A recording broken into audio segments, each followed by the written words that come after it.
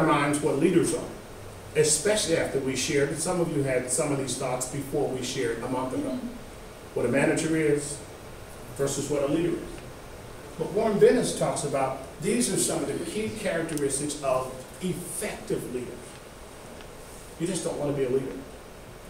You want to be exemplary. You want to become extraordinary as a leader. And it isn't that you have to do a whole lot of other things. Just be authentic. Just be real. Just be the person who's willing to lead their people. When I talk in some of these circles, and I'm not sure if I shared this when I was here, one of the statements by John Maxwell. That John Maxwell said, he who thinks he leads, did I talk about that last time I was here? He who thinks he leads and no one follows is just taking a walk. Did I give you the African proverb also?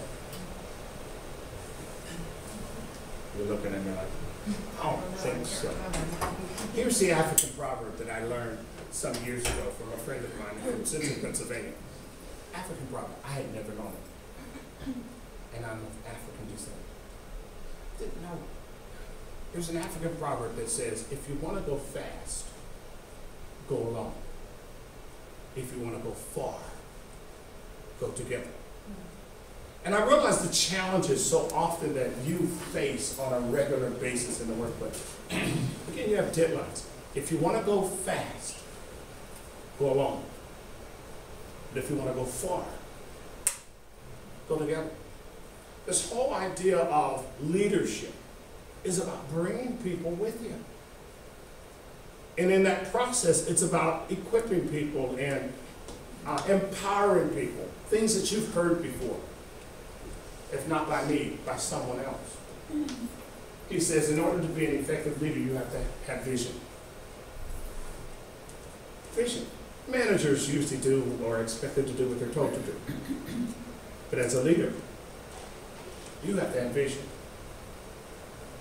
You have to see far enough in the future, see where you're going. And once you get certain things that are put on your plate, certain responsibilities, certain goals, how do you achieve those particular goals? You have to have vision, but not just for your completion of the task.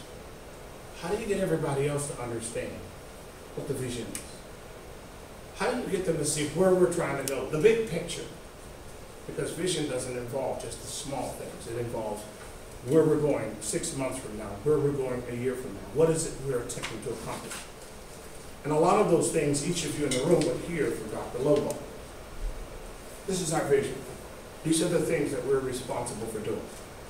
But yet, in your own particular venue, in your own office, your cubicle, or wherever you have your space, you can still employ vision.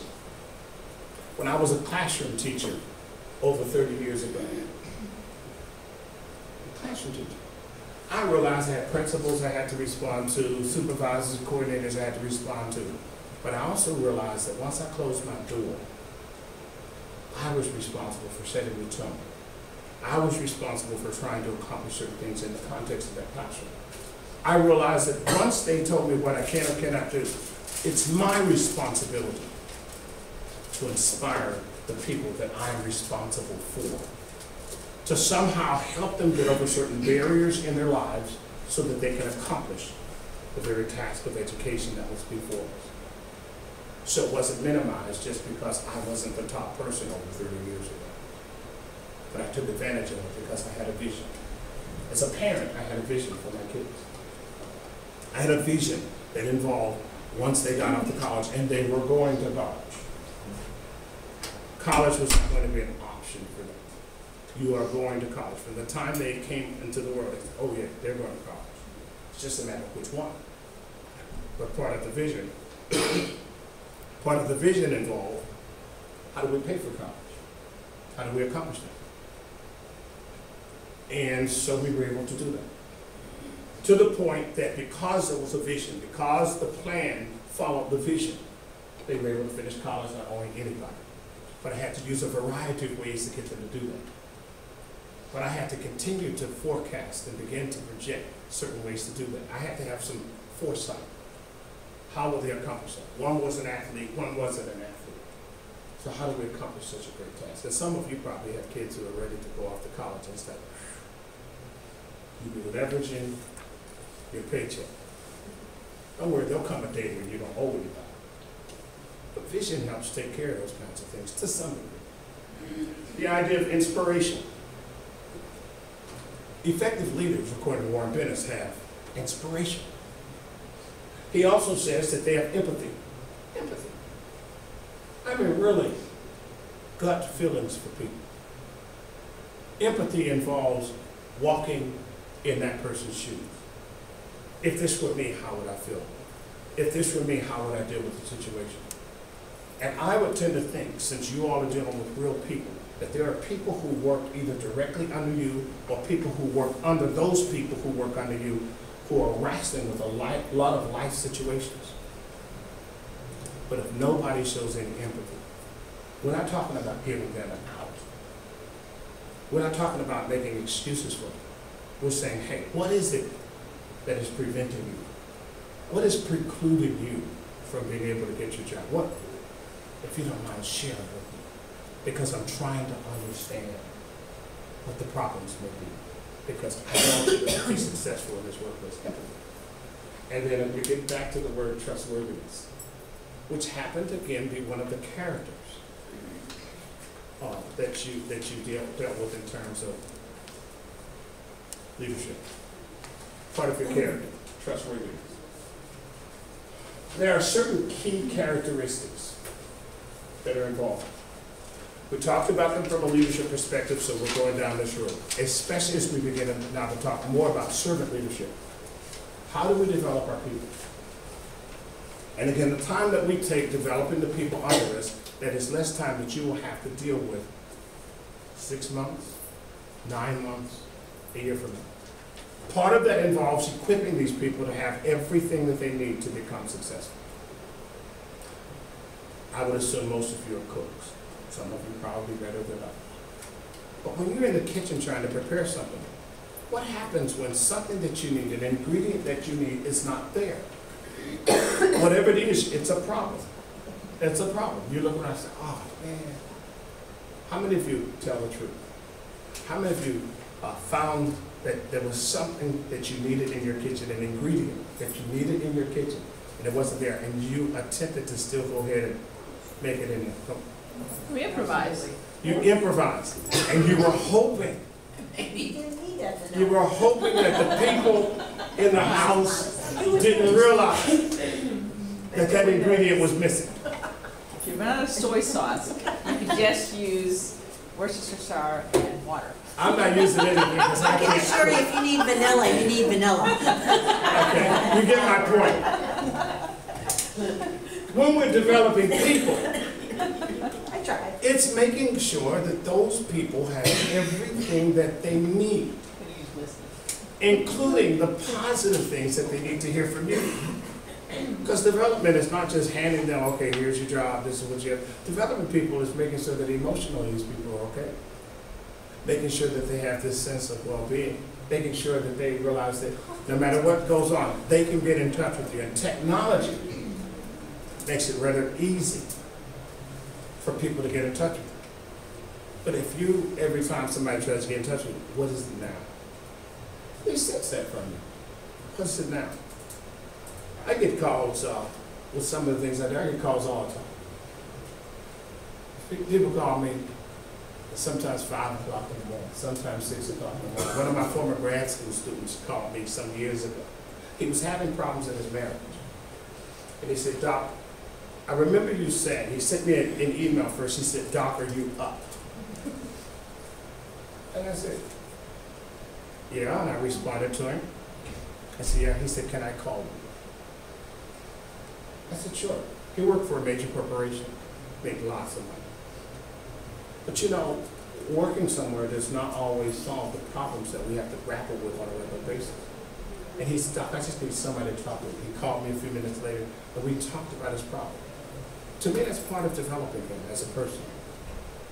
We are moving down the track to this day on some business, and he hasn't been a student of mine for probably 6, maybe 7 years. Helping him in terms of developing his consulting business. He's doing some nice work for a medical device company as a consultant, and I've kind of laid the path for him. Did I get anything out of it? He didn't offer me a dime. I'm wondering if I'll be on his Christmas list. Maybe I should give him a hint. Because he's made some good money from this company. No, when you're the leader, when you're an effective leader, when you're a servant leader, at some point you're just satisfied knowing that the people whose ear you have are developing. He and I talk often now because I'm trying to get him to do some additional things. It's all about developing him. Okay, I don't get paid to do it, but there's a different kind of pay. You all understand what I'm saying? I mean, if you help people, whenever you need something, those people will have your back. Those people will be back there helping you. But that's servant leadership. The idea of sharing leadership.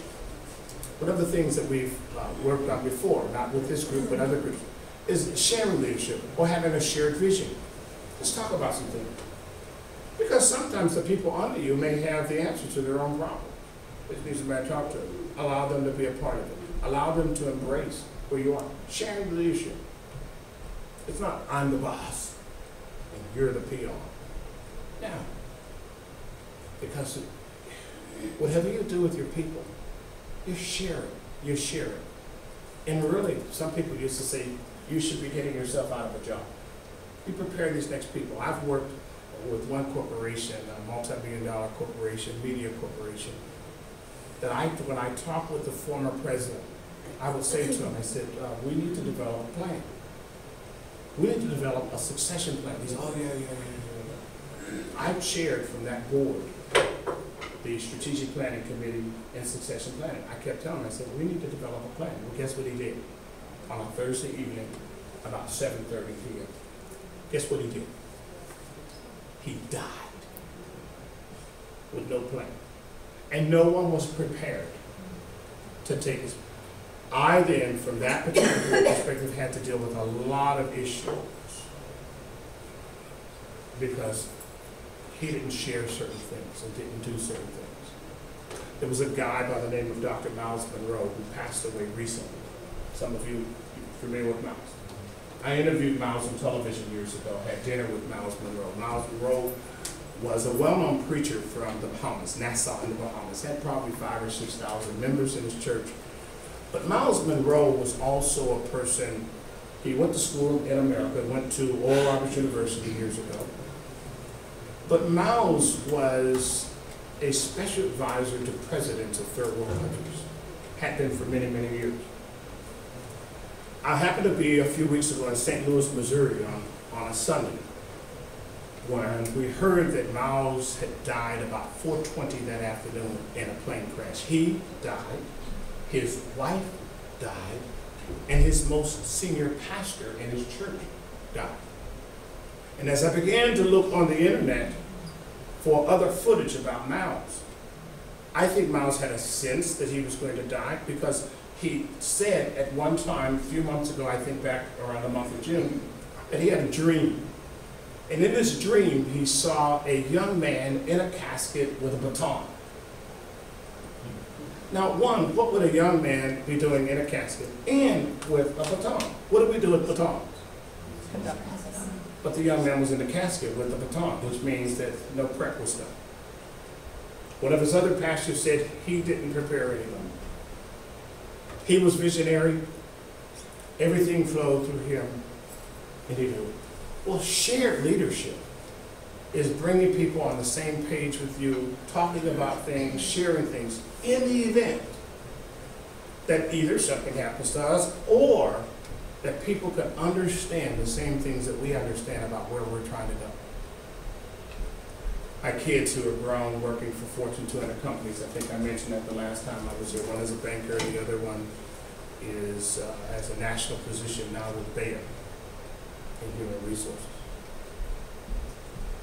I was involved in so many family funerals in Michigan over the past 3 years that my kids said, hey Dad, we need to have a meeting. And we need you to talk to us about all the things that you've helped people do in terms of preparing for death.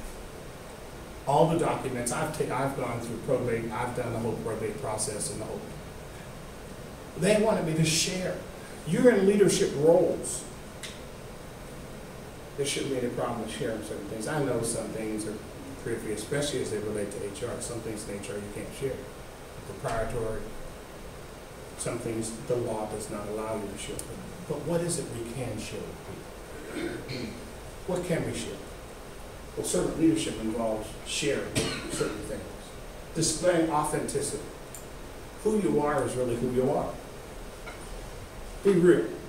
Because most of the time people know who you're not. And when you lose your credibility as a leader, you've lost your credibility. People will sit in a room with you because they have to sit in a room with you. They'll do certain things because they have to do certain things because their job depends on it. But a person who is authentic as a leader has a different level of influence. And influence is critical in leadership. I get people to do things because I try to come across and mean it. But when I say something, I attempt to mean what I say. Being authentic. Valuing people. There are lots of ways to value people. And I want you folks to begin to think about those ways. I'm not saying you don't do this already. But when people come out of our presence, how do they feel? How do they feel? Or do we ask them? Because typically we don't ask people. Every new class that I start at the graduate level, I ask my students, before we get to the evaluation of the course, how did I do tonight? Because I want to know. Because if I'm not hitting the mark, I want to know. If I need to do something differently, I want to know. If I'm not being effective, I want to know. Because I want when they leave my presence to know that I value them and I value what they're saying to me. Even if I don't do everything that people say, at least I want them to know I've listened to them. I've heard them. Okay? Provide leadership. Should be self-explanatory. But in servant leadership, we must provide. We must be intentional about what we're doing for people, how we're doing it. Because again, everybody under you needs you to be the leader that you can call to be. And I know it's in you. It's there. Where again, when you get those people in the right direction, you change certain things in their lives forever. That's what I do today. I develop leaders. Whether they're in churches, pastors, or people who are developing the businesses. My goal is to develop leaders. Or young people that I deal with in high schools. To basically get them to broaden their view of the world, to see, as it were, the bigger picture about life, choices that they're going to make. The last thing there is building community. The idea of building community is you are building an organization in the organization. Some of the things that some of you do trickle down into the communities, certain programs. The fatherhood program that he's involved with. Other programs that you do with pre-K and K and some of the other early childhood things. Folks, I think you all know it's not just about you and that person. It's how do I reach these people in the community? How do I transform people's lives in sometimes desperate parts of our community? People who are deeply impoverished, people who don't see that there's a way out of it. How do we develop them and envision something, hope and something in them that they can realize they can rise above it? When I moved to the Alakiski Valley a long time ago, I heard of these two boys. They had some older siblings, but these two boys named Peter and Paul. Peter and Paul grew up in public housing. Now, a lot of people don't give hope for people who grew up in public housing. I don't know whatever happened to their dad years ago, but their mom had, I'm thinking Ruby had maybe 6 kids. And Peter and Paul were the youngest. Public housing. Now, what's their future going to look like? They're growing up in the projects. Subsidized. Today we would say probably Section 8. What's their future? Somebody tell them, what would the possibility of their future? Now, some of the people you deal with, the public housing around Allegheny County, what would their future be? Depends. It depends on what? Significant others in their lives that help them along. But oftentimes, they don't have that community around them that can give them some significant others.